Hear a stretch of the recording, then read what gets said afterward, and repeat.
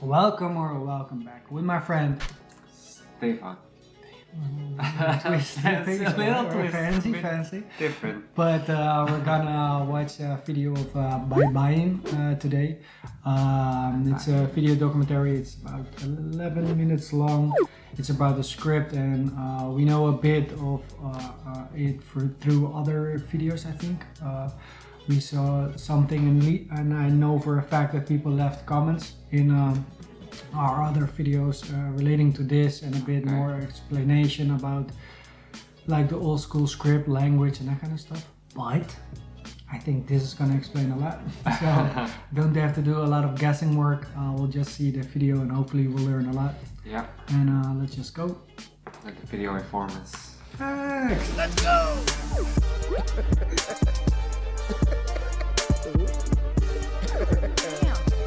Wait. Let's go. Oh, the link is in the description, of course. Ang Pilipinas, isang kapuluan, iba't ibang bayan. Sa mga siglong nagdaan, may bakas na mga dayuhan.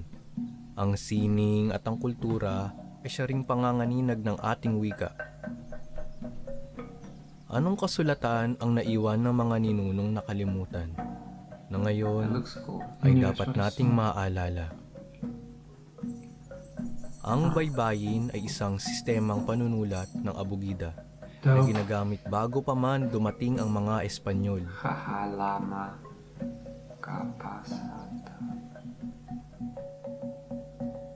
Ito rin ang ginagamit ng mga dating Pilipino sa kanilang araw-araw na pamumuhay.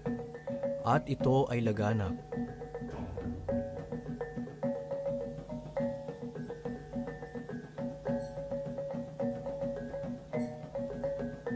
Ngunit hanggang kasaysayan na lang ba tatatak ang baybayin?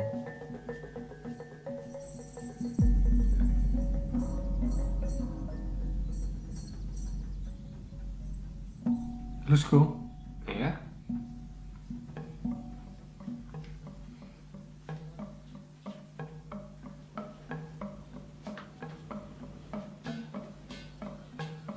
Tattoo machine? Little workshop. Engraving, I think. Yeah.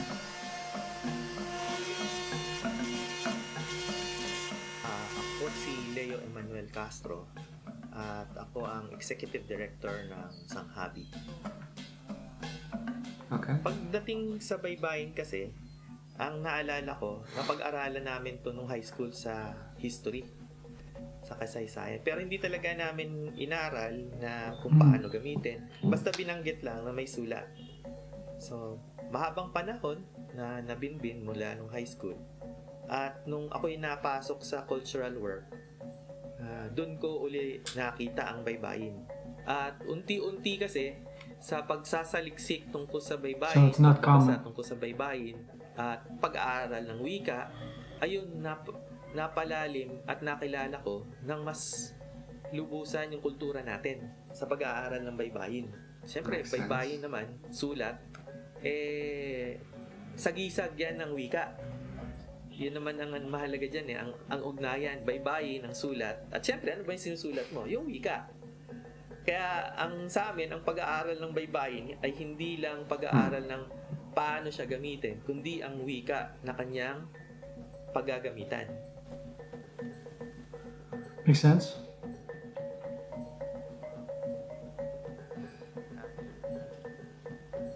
Really looks cool. Man, that looks cool, yeah. Dope engraving. Mahalaga itong malaman kasi akala ng mga karamihan ang bitbit ng mananakaw edukasyon na sila ang nagturo sa atin magbasa at magsulat.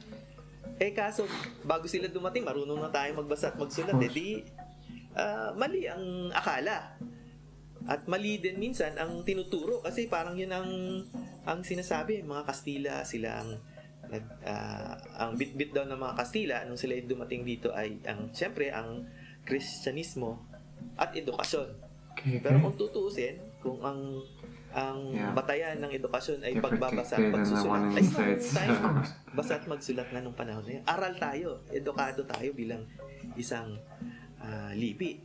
Kaya doon ko inuumpisahan na pagwawasto tungkol sa kasaysayan na bago dumating ang mga mananakop, ay marunong magbasa at magsulat mga tao nun.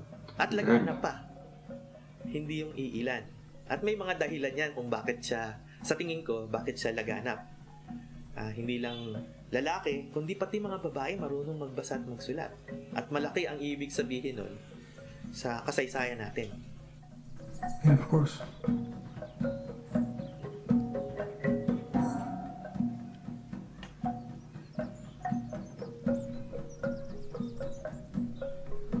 So that you can do that without so much handling this to be done. So Kind of like an art form, like calligraphy.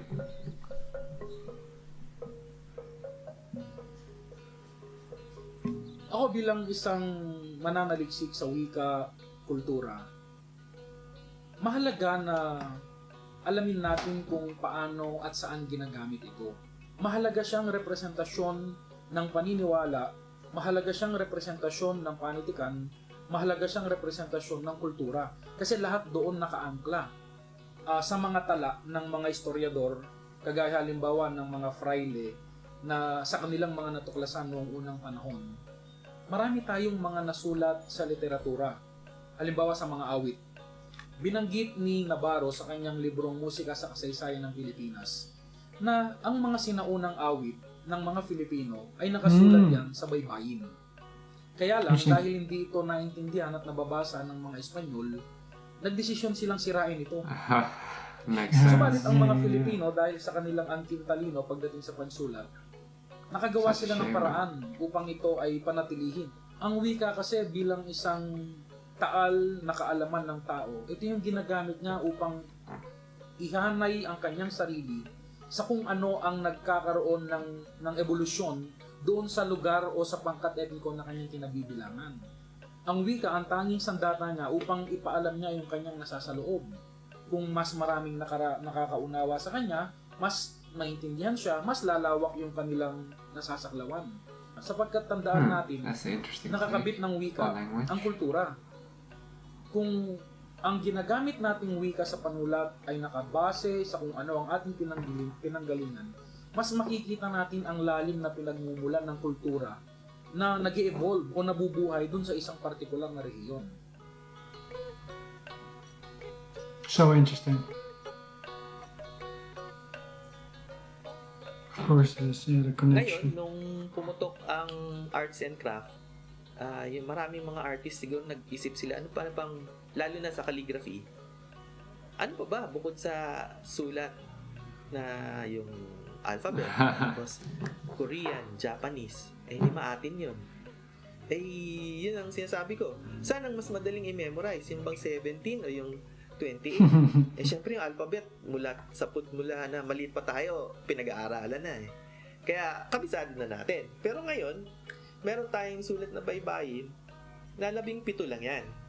At simple lang ang mga rules dyan. Kahit na nga sa spelling rule ng baybayin, diba sa Filipino, kung anong bigkas siyang baybay, ay anong complicated doon sa ganong spelling rule?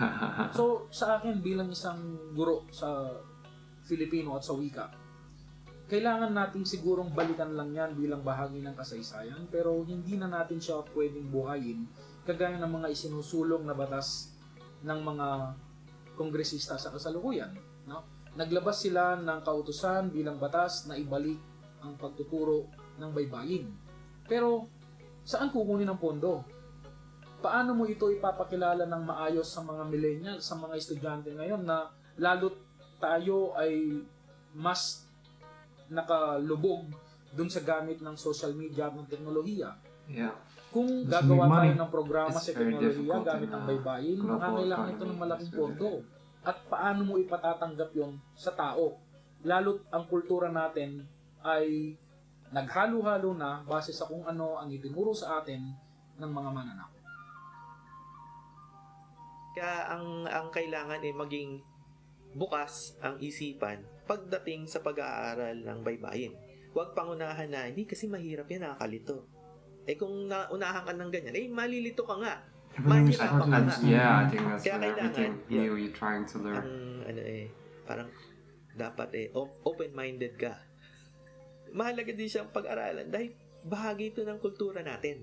Bahagi ito ng kasaysayan natin. Bahagi ito ng maaral nating ipagmalaki bilang Pilipino. Na meron tayong sariling sulat na angkop sa wika natin. Kaya, ayun, kailangan matutunan natin to para sabihin din naman natin sa mga kapitbahay natin, mga kalapitbayan. Yes. Meron din kaming amin. At ito yon. Man, that looks amazing. It's way more graceful than the original, the alphabet we know. Salamat po. Salamat po. Oh, I didn't see the T. Salamat po. Only 4 characters. Salamat po.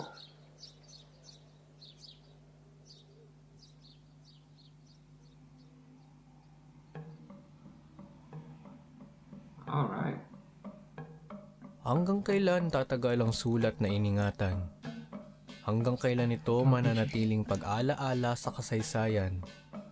Kultura at wika, sining at iba pa. Bubuksan mo ba ang iyong puso't isipan para sa marka ng inang bayan? Ngayon alam mo, ngayong alam ko. Bibigyan mo ba ito ng pansin? O ito'y tratratuhing parang hangin? Ang oras ay mahalaga. Tayo magsamantala. Simulan nating pagyamanin ng tatak ng baybayin.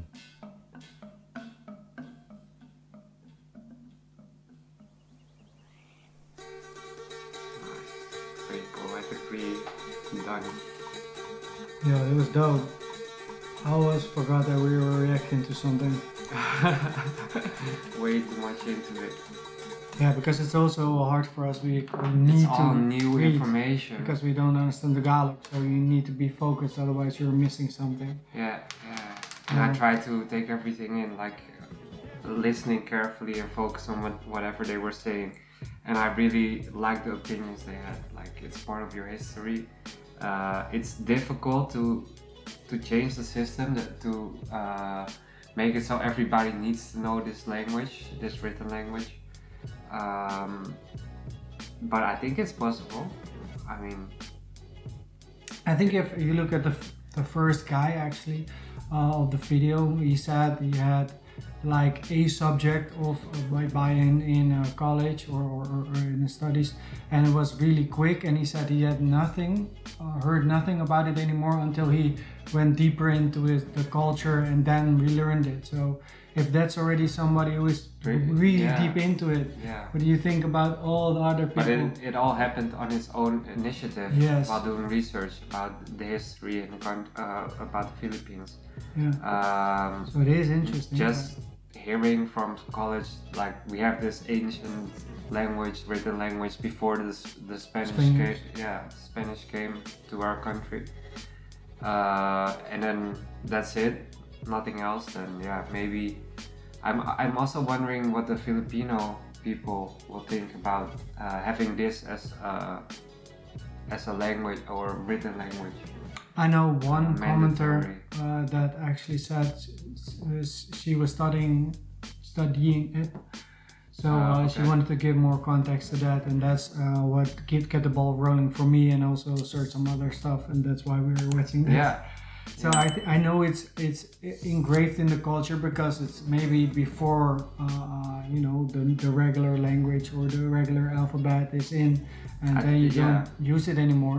But it's still nice to know, and especially for historians, keep the culture alive. Especially, it's almost impossible now to say everybody needs to learn this, even though it's only 17 characters.